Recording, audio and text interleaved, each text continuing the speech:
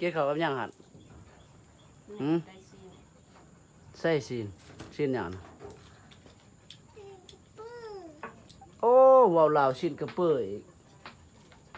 ซีนกระเปื่อแม่นหยังซีนกระเปื่อบ่ซีนหมูแต่ว่านั่นบ่แม่นซีนควายมาพี่น้องมากินข้าวเช้านำกันพี่น้องเนาะเอายับไป นอนไหนตื้อไหนเรามีคน ได้ปัก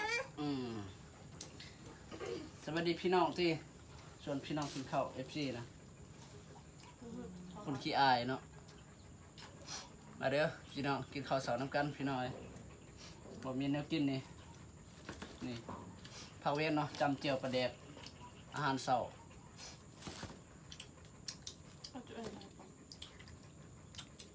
ของแซ่บเนาะปลาแดก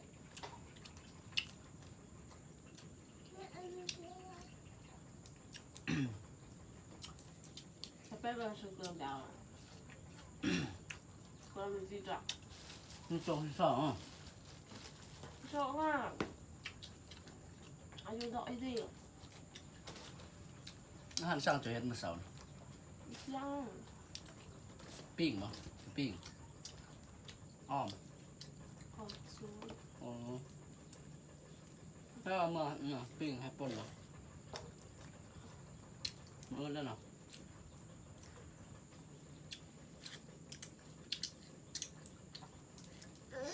ไปตลาดรถเล่งวันนี้เนาะซื้อปลาดุกพันมันบ่มีคือจีนตอนบ่มีเงินพี่น้องมันแพงหลายงบบ่มีจะบ่กินข้าวบ่ขึ้นกินจะกินหรือบ่ข้าว ไปกับเจ้าตัวเองเนาะแม่จ้ะ ไข่วันนี่เด้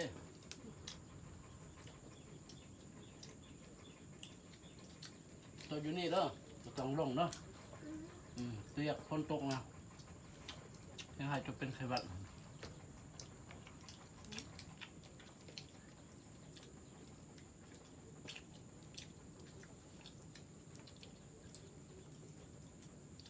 อันนั้นมันมีเปรี้ยวอีกมาคุยจัดแม่มันคิดว่ามันถือ